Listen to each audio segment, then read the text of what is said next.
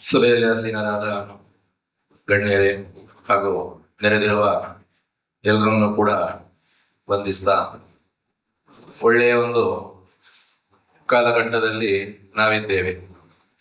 ರವೀಂದ್ರ ಶೆಟ್ಟರು ಹೇಳಿದ ಹಾಗೆ ಎಲ್ಲದರಲ್ಲಿಯೂ ಕೂಡ ಪ್ರೋತ್ಸಾಹ ಯಾವ ರೀತಿಯಾಗಿ ಮಾಡಬೇಕು, ಹೊಸಬರಿಗೆ ಯಾವ ರೀತಿಯಾಗಿ ನಾವು ಪ್ರೋತ್ಸಾಹ ಮಾಡಿದಾಗ ಅವರನ್ನು ಬೆಳೆಸಬಹುದು ಅಂತ ಹೇಳಿ ಕ್ರಿಯೇಟಿವ್ನ ಎಲ್ಲ ಏಳು ಜನರನ್ನ ನೋಡಿ ನಾವು ಕಲಿಯುವಂತದ್ದು ತುಂಬಾ ಇದೆ ಅಂತ ಹೇಳಿ.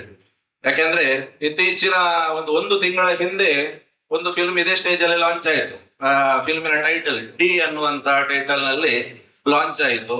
ವಿಭಾ ಪ್ರೊಡಕ್ಷನ್ ನ ಅಂಡರ್ ಅಲ್ಲಿ ಅದು ಲಾಂಚ್ ಆಯಿತು. ಯಾಕೆ ಅಂತ ಹೇಳಿದ್ರೆ ಆ ದಿವಸವು ನಾನು ಬಂದಿದ್ದೆ. ಇದು ಎರಡನೇ ಇನ್ನು ಈ ಇದರಲ್ಲಿ ಹೋಯ್ತು ಅಂತಾದ್ರೆ ಖಂಡಿತವಾಗಿಯೂ ಇನ್ನು ಒಂದು ತಿಂಗಳಲ್ಲಿ ಇನ್ನೊಂದು ಏನಾದ್ರೂ ಫಿಲ್ಮ್ ಬರುವಂತ ಲಕ್ಷಣ ಉಂಟೋ ಏನೋ ಕಾಣ್ತದೆ. ಬರುವಂತ ಆಗ್ಲಿ. ಯಾಕೆ ಅಂತ ಹೇಳಿದ್ರೆ ನಾವು ಎಲ್ಲ ಕಡೆಯಲ್ಲೂ ನೋಡುವಂತದ್ದು ಏನು ಅಂತ ಹೇಳಿದ್ರೆ ಬೆಂಗಳೂರಲ್ಲಿ ಫಿಲ್ಮ್ ಆಗ್ತದೆ, ಮತ್ತೊಂದು ಕಡೆ ಆಗ್ತದೆ, ಮತ್ತೊಂದು ಕಡೆ ಆಗ್ತದೆ.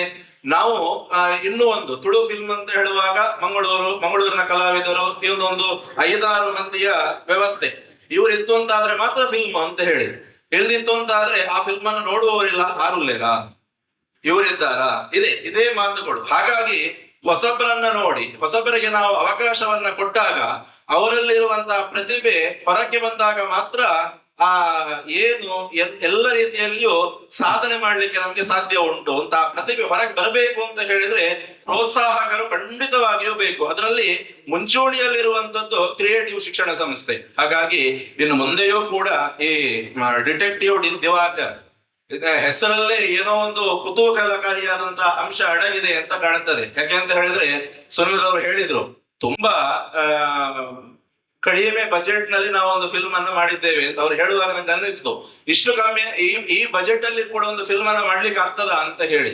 ಯಾಕೆ ಅಂತ ಹೇಳಿದ್ರೆ ಶ್ರಮ ಒಂದು ಕೊಟ್ಟಾಗ ಎಲ್ಲರೂ ಕೂಡ ಕಲಾವಿದರು ನನ್ನದು ಅಂತ ಹೇಳಿ ಆಲೋಚನೆಯಲ್ಲಿ ಪಾತ್ರಧಾರಿಗಳಾದಾಗ ಎಲ್ಲವೂ ಸಾಧ್ಯ ಆಗಲಿಕ್ಕೆ ಸಾಧ್ಯ ಉಂಟು ಅಂತಹ ಒಳ್ಳೆಯ ಒಂದು ಮಹತ್ತರವಾದಂತ ಹೆಜ್ಜೆಯನ್ನ ಸುನಿಲ್ ಕಡ್ತಾಲ ಹಾಗೆ ಅವರ ತಂಡ, ಕ್ರಿಯೇಟಿವ್ ಶಿಕ್ಷಣ ಸಂಸ್ಥೆ ಎಲ್ಲರೂ ಕೂಡ ಭಾಗಿಯಾಗಿ ಮಾಡ್ತಾ ಇದ್ದಾರೆ. ಎಲ್ಲರೂ ಕೂಡ ಮುಂದೆಯೂ ಈ ವಿಭಾ ಪ್ರೊಡಕ್ಷನ್ ಅನ್ನುವಂಥದ್ದು ನಮ್ಮ ಇಲ್ಲಿ ಕೋಸ್ಟಲ್ ವುಡ್ ಹಿಡಿದು ಸ್ಯಾಂಡಲ್ವುಡ್ ಹಿಡಿದು ಬಾಲಿವುಡ್ ನವರೆಗೂ ಪ್ರೊಡಕ್ಷನ್ ಅನ್ನ ಮಾಡುವಂತಾಗ್ಲಿ ಅಂತ ಹೇಳ್ತಾ ನನ್ನ 2 ಮಾತನ್ನ ಮುಗಿಸ್ತೇನೆ. ನಮಸ್ಕಾರ.